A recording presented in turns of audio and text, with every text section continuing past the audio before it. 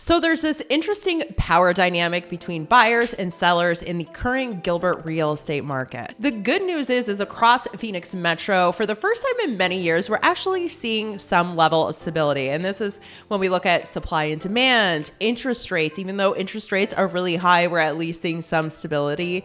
And then of course, the median sales price, it's been going up at a pretty conservative rate. You know, we had so much volatility over the past few years, just seeing some degree of stability. It's kind of like this nice little security blanket. Now, across the valley or Phoenix Metro, we have officially entered in a neutral market. And this is when we look at supply and demand. It's kind of an even playing field for both buyers and sellers. However, Gilbert, when we look at the actual Gilbert real estate market, Gilbert is still in a fairly strong seller's market. It's actually the third hottest market in the Phoenix Metro area, third to both Chandler and then Fountain Hills. But this is the thing. This is the important thing to note. Just because Gilbert is in technically a seller's market, it doesn't mean that they have all the negotiating power. There are actually several situations where the buyer actually holds the negotiating power. And I'm going to talk about that a little bit more in a moment. I mean, the truth is we're all a little jaded from the past few years. And I'm not just talking about like clients. I'm talking about real estate agents as well. I mean, back in 21, you could literally post a house with iPhone photos, have it completely outdated and dirty, and you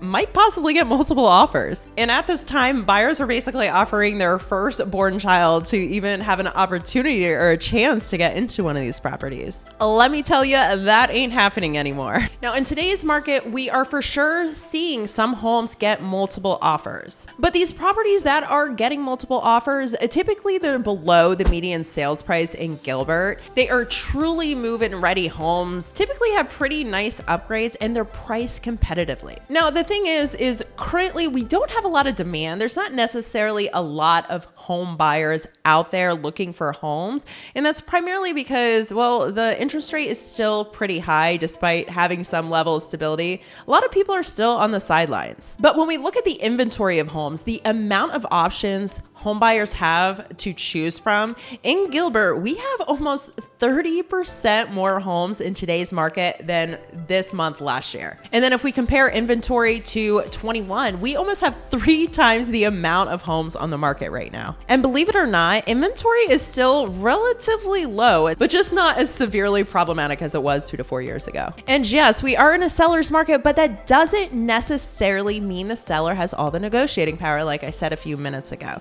What it comes down to is really how much interest is in this particular property. How many eyeballs are actually on it looking and touring this home? Now, the homes that tend to get a lot of attention, single family homes versus a townhome or condo, are definitely going to have more viewers. A lot of people are looking for single family homes in Gilbert. The other thing is the price range of the home. So the median sales price of 2024 in June is $575,000 in Gilbert. So a lot of people or a lot of homes that are priced under this dollar amount, you just have a lot more buyers out there looking in this price range. Other things that people often underestimate how much really impact a buyer's decision to actually go tour a property definitely depends on the pictures on the MLS. I will tell you guys, people don't think it's that big of a deal. It's a huge deal. You want professional photos if you're listing your home. Please trust me on that. It's not that much.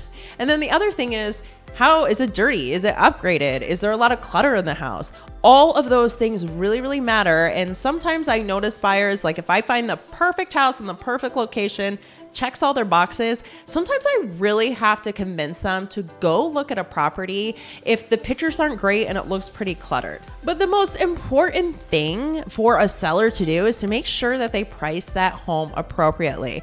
Often I'll see a home, it's a great home, and it should, in theory, have a lot of people touring that house and looking at that house. But because it was maybe priced $10,000 to $15,000 over, that buyer is going to go to neighbor Joe's house that is priced appropriately and start negotiating with that person versus the house that's just slightly overpriced. Okay, but let's say the seller did a great job. They got professional photos, they cleaned up the house, they priced the home appropriately. It's been on the market for 2 weeks and they get an offer. Since you only have one offer on the table, the buyer has gained power during the negotiation process. So let me explain. This is actually a situation that I've had happen twice in the past month. So my client, we negotiated with the seller. We went under under contract and we had the inspection, and then we found out the roof was donezo. The roof needed to be replaced. So we went to the seller. We were like, hey guys, roof needs to be replaced. This is kind of a problem. We need it fixed before we can move on.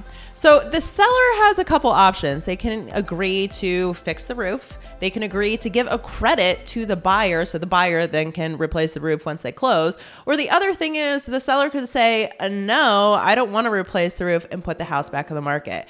But this is the thing right now in today's market. If you are in a multiple offer situation and you don't have a backup offer in place, if you put that house back on the market, it's going to kind of look like a stale listing. Not as many people are going to go look at it. And since buyers have other options, they're not going to pursue this house over another house that's completely move-in ready and is a brand new listing. And a lot of sellers do know this and understand this, so they are more inclined to cover some of those big ticket expenses that might be discovered during the inspection period. Now, this can change and vary from each transaction, but more often than not, we're seeing sellers that are a little bit more accommodating or understanding that they're probably going to have to pay for these big ticket items. However, if a seller priced their house appropriately, it's clean, move-in ready, and they do have multiple offers, they could be in that inspection period and say, hey, you know what? We have this backup offer. We have someone waiting on the sidelines to put in an offer. We're not paying for this. Or maybe they'll say, we're only paying for a portion of this. The seller has some more negotiating power in that circumstance just because they have people on the sidelines or backup offers in place. And this is the exact reason why we often see people selling their home or listing agents encouraging clients to list their home just a smidge under market value, maybe like $10,000 under market value, with the intention to really just to create more interest in the property, have more people actually come tour the home.